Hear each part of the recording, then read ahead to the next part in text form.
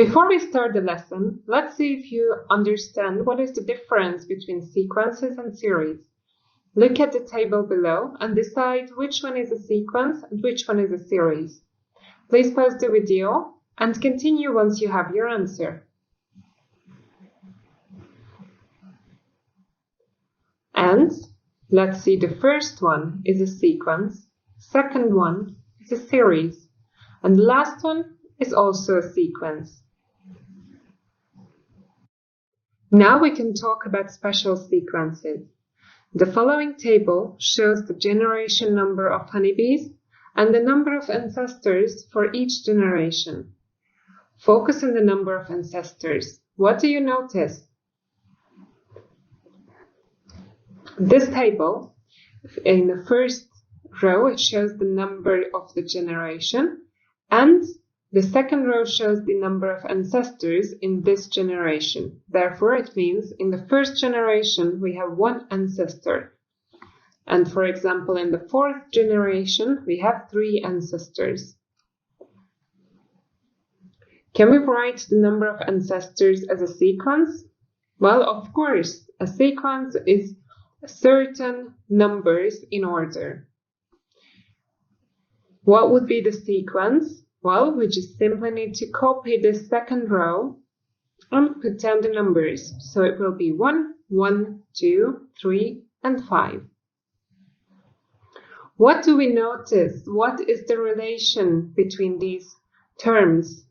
What do you think? I hope you notice that if we add each pair of numbers, we will always get the following number.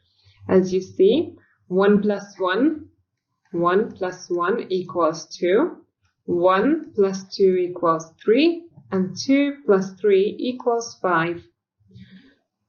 So we can say that every term is the sum of the previous 2 terms, and we call this special sequence the Fibonacci sequence. Previously, you've learned how to find the nth term of an arithmetic or a geometric sequence. We call this the explicit formula. It gives an as a function of n. This means we can use n directly to find the value of the nth term. Here are a few examples for this. There is also another way to express an, and we call this the recursive formula. The recursive formula describes the nth term using the previous term or terms. Here is an example.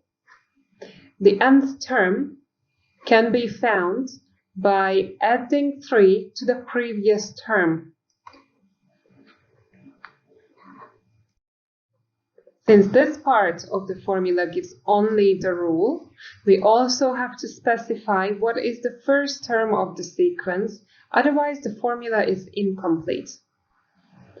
What do you think? What is the formula for the Fibonacci sequence? As you remember, we had to add the 2 terms to get the next term. So therefore, if I write down an equals an minus 1, that was the previous term, plus an minus 2, which is 2 term prior an. Therefore, I will have to specify the first 2 terms of this sequence, otherwise I wouldn't be able to follow this rule. So every time when you have to write a recursive formula, you should write down the first term or terms depending on the rule. Let's have a look at the recursive formula in details. An is the nth term, an minus 1 is the previous term, d is the common difference in arithmetic sequences, and r is the common ratio in geometric sequences. Now let's think about these 2 main sequences that we studied. If you think of an arithmetic sequence, how do you get the common difference? Well, you need to take any term in the sequence and subtract the previous term. That's how you get the common difference. Now, if you think of a geometric sequence, then you need to take the quotient of any term and the previous term of this geometric sequence, and this is how you get the common ratio, which is R. Now let's think about the recursive formula. How can we write the arithmetic sequence and the geometric sequence in a recursive formula? Well, here we could use this formula instead of our old formulas. Here we will find the nth term by taking the previous term, which is the n minus 1 term, and add the common difference to it. And how can we get the geometric sequence? Well, if I want to find the nth term, I simply need to multiply the previous term with the common ratio. This is the recursive formula for arithmetic and geometric sequences. Our first task is to find the first 5 terms of the sequence in which a1 equals -3, and the next term can be found as 4 times the previous term minus 2 if n is greater than or equal to 1. Now let's see how can we use this formula in order to find the first 5 terms. Here is our formula, and as I already mentioned, this means that we are using the previous term to find the next one. If we use 1 as the first n value, let's substitute and let's see what we get. It means we put 1 into n here and here too. So as you see, this means that this is the second term, and in order to find the second term, we will use the first term. And we will use the same idea in the next terms as well. We always use the previous term to find the current one. So if I want to find the second term, I will have to use the first term, which was given in the question. It is -3. And now let's replace it into a1. So 4 times -3 minus 2 equals -12 minus 2, which is -14. If I want to find the third term, I will have to use the second term, which I just received. So a2 equals -14. And now let's substitute into our formula. If I want to find the third term, I'm using this second term, and I will get -58.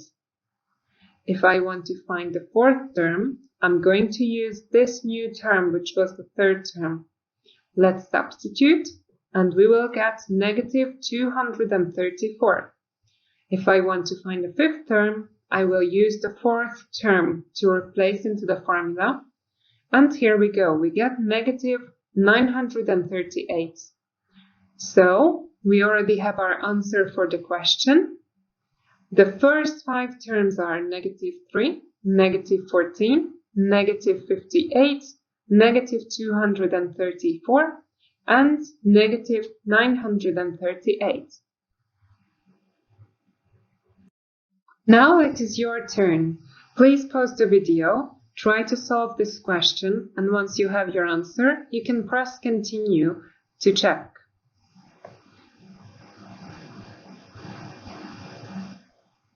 Let's follow the same steps. First, we need to write up our formula. And we know that this means that we are using the previous term in order to get the current one. So, in order to find the second term, we will use the first term. Let's replace. We will get -18 for term 2. Now, if I want to find term 3, I'm using this -18 that I received. Let's substitute. To get term 4, we use term 3. Substitute. And in order to get term 5, we will use term 4 and substitute. And here we go. We already found our first 5 terms. So 8, negative 18, 60, negative 174, and positive 528. I hope you also got these answers. Sometimes we get a sequence and we need to write the recursive formula for it. Well, first of all, we need to decide whether if it's a geometric or arithmetic sequence. And if once we decide it, we need to find the common difference or the common ratio. And once we have it, we just need to find the first term and then write up the formula. With arithmetic sequences, it's very simple. We simply have the previous term plus the common difference. Similarly easy with geometric sequence. We have the previous term multiplied by the common ratio. Let's see an example for it. Find the recursive formula for the following sequences. Here is the first one. Now, as a first step, we need to decide whether if it's arithmetic or geometric sequence. The easiest way is to check adjacent terms, subtract from each other, and see if they are equal or not. Well, as you see, 10 minus 2 equals to 18 minus 10, which is equal to 26 minus 18, which is equal to 34 minus 26. We always get 8. Therefore, our common difference is 8. Now, our step 2 is to determine the first term of the sequence, which was already given. It is 2. So, our last step is to describe this sequence with a recursive formula. Well, an equals previous term plus d, which is 8. So we simply substitute into here. Previous term plus 8, and don't forget to mention what was the first term of the sequence. And we're done. Now it is your task to describe these sequences with the recursive formula. Please pause the video, and once you have your answers, you can continue to check.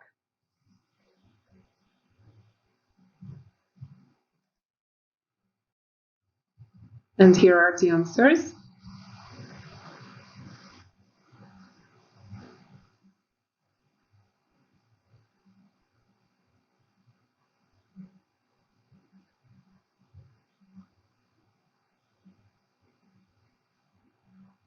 Let's see what is iteration first. Iteration is a process of repeatedly composing a function with itself. This means that following this method, we can generate a sequence recursively. If you think of this composite function f of x, this gives us 3 terms of a sequence. The first term is f of x, second term is f of x, and the third term is f of x. Let's see our example. Find the first 3 iterates x1, x2, and x3 for f of x equals 5x plus 4 for an initial value x0 equals 2. Our first step is to use the initial value, which equals to 2, and substitute into our function. This means that we will put 2 into our formula, and we will receive 14. This 14 will be x1, so our first iterate is done. In the next step, we will use the previous iterate, which is 14, and substitute into our function. We will receive 74 now. This will be our second iterate. Our next step is to replace 74 into the place of x and evaluate. We will get 374, and this will be our third iterate. So here we go. We received our 3 iterates, which are 14, 74, and 374. And now it is your turn. Please pause the video, solve, and press continue once you're ready to check.